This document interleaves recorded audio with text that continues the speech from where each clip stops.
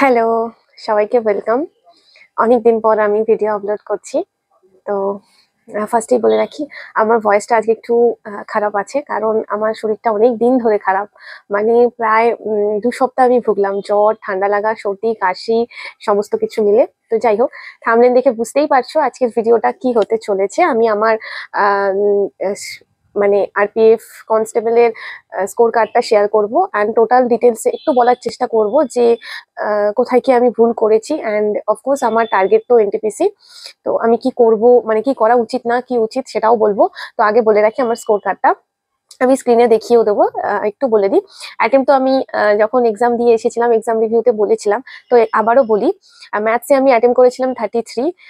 তার মধ্যে 33টাই কারেক্ট হয়েছে। ভুল হয়নি, দুটো আমি করিনি কারণ বুঝতে পারছিলাম না, তো আমি লাস্টে ছেড়ে দিয়েছি। রিজনিং আমি অ্যাটেম্প করেছিলাম 35, কিন্তু রিজনিং এ পুরো গ্যামলিং হয়ে গেছে আমার সাথে। মানে আমি তো ভেবেছিলাম সব ঠিক হবে, বাট ভুল হয়ে গেছে। তো 35 এর মধ্যে হচ্ছে 31টা আমার ঠিক হয়েছে, আর একটা কোশ্চেন, দুটো কোশ্চেন রিজনিং এর আমার মনে হচ্ছে ভুল আছে। ভুল আছে না, মানে ওটা ডেফিনেটলি ভুল। মানে ওটার নাম্বারটা হয়তো পাওয়া যাবে। আমি জানি না আরপিএফ মানে আরআরবি কি মানে অবজেকশন কোশ্চেনে রিভাইজ অ্যান্সার কি কিরকম কি করে আমার ঠিক জানা নেই। বাট আই থিঙ্ক ওই কোশ্চেন দুটো নাম্বার দিয়ে দেবে। তো আমি অলরেডি অবজেকশনে বসিয়েছি। 50 টাকা করে লেগেছে দুটো কোশ্চেন, মানে 100 টাকা পার কোশ্চেনে, 50 টাকা করে। তো দুটো কোশ্চেন বসিয়েছি আমি 100 টাকা দিয়ে। তো ওই দুটো নাম্বার আই থিঙ্ক পেয়ে যাবো। তো যাই হোক, এখন স্কোর কার্ড অনুযায়ী যেটা দেখাচ্ছে আমাকে যে 31 কারেক্ট, 4 গালাত। ঠিক আছে, 4 ভুল আছে। তো এটা হলো। আর জিকে জিকে তো পুরো মানে ব্লান্ডার করে ফেলেছি। মানে জিকে এত ভুল হয়ে যাবে আমি ঠিক বুঝতেই পারিনি। মানে আমি জানতাম, আমি আন্দাজে মেরেছিলাম, যেটা আমার একদম করা ভুল হয়েছিল। আমি বুঝতে পারছিলাম, বাট একদম। তো যাই হোক বলে দিই, জিকেতে আমি অ্যাটেন্ড করেছিলাম 38, তার মধ্যে হচ্ছে 23 ঠিক হয়েছে আর 15টা ভুল হয়ে গেছে। মানে এতগুলো ভুল হয়ে গেছে, যেটা আমি এক্সপেক্ট করিনি। আমি টোটালি এক্সপেক্ট করেছিলাম যে 10টার মতো আমি ধরেছি যে আমার ভুল হতে পারে। বাট রিজনিংটা তো আমার একদম মানে মানে মানে মানে হয় রিজনিং এ সিলি মিস্টেক হয়ে যায়, আমি জানি, যেহেতু ওখানে তাড়াহুড়ো থাকে, টাইমারটা চলে। তো অনেকটাই তাড়াহুড়ো করে ফেলেছিলাম আই থিঙ্ক, কারণ এত ইজি একটা কোশ্চেন আমি রিজনিং এ ভুল করেছি। দুটো কোশ্চেন তো ভুল ছিল, বাদ দিলাম।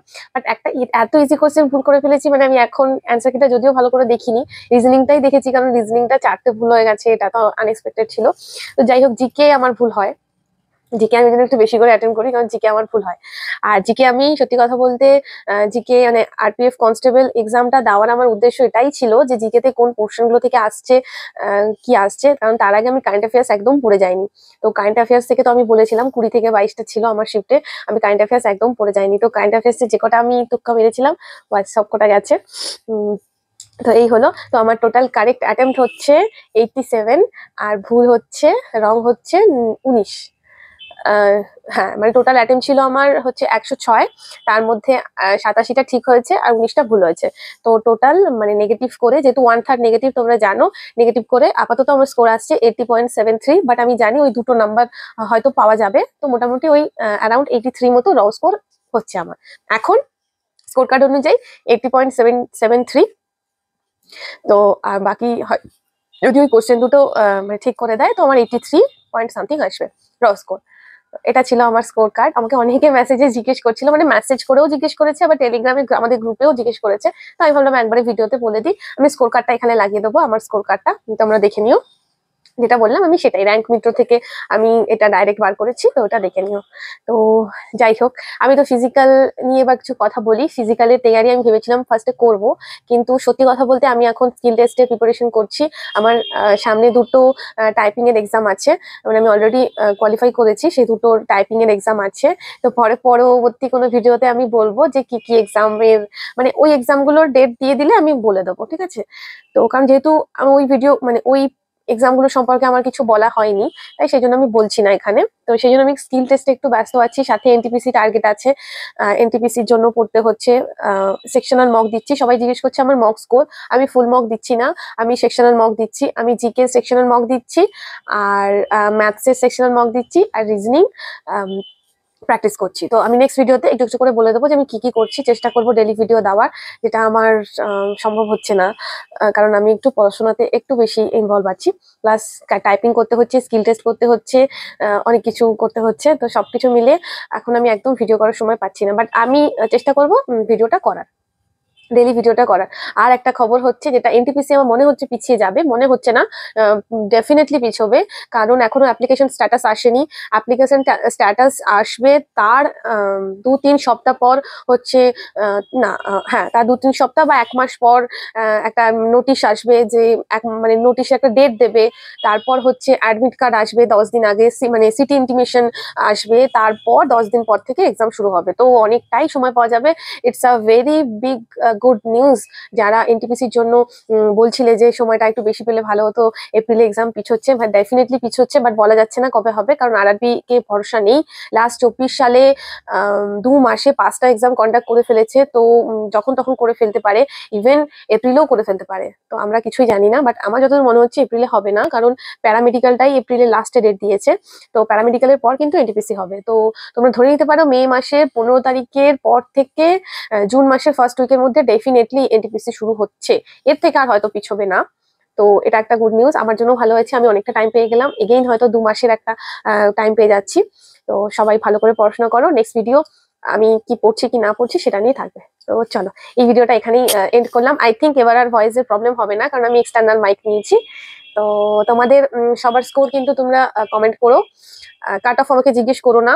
কাট অফ আমি এটুকু বলতে পারি, যারা জেনারেল আছো, যাদের 75 থেকে 80-র মধ্যে র স্কোর আছে, মেল ছেলেদের ক্ষেত্রে বলছি, 75 থেকে 80-র মধ্যে যাদের র স্কোর আছে, আই থিঙ্ক তোমরা কোয়ালিফাই করে যাবে। ঠিক আছে, ফিজিক্যালটা খুব ভালো করে করো।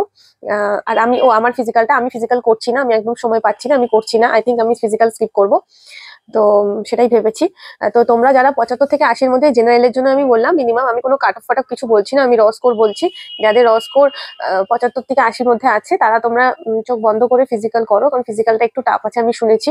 আমার যদিও এই পুলিশের সম্পর্কে কোনো আইডিয়া নেই, কারণ আমি ফার্স্ট টাইম এক্সাম দিয়েছি, আমি কোনো মকও দিইনি, কিছু দিইনি, আমি আরপিএফ কনস্টেবলের সম্পর্কে জানিও না, ঠিকঠাক কিছুই জানি না, মানে আগের বছর কত কি কাট অফ গেছে কিছু জানি না, আর কখনো মকও দিইনি, কিছু দিইনি, কারণ আমি তো এনটিপিসি প্রিপারেশন করি, তোমাদেরকে বলেছি এনটিপিসি আর সিজিএল এসএসসি প্রিপারেশন করি। তো সেই জন্য বলছি ফিজিক্যালের তোমরা করো। অনেকেই জিজ্ঞেস করছে দিদি কাট অফ কি যাবে, কাট অফ কি যাবে, আমি তো বলতে পারবো না, কারণ এখনকার দিনে কাট অফ কি যাবে এটা বলাটা খুব মুশকিল।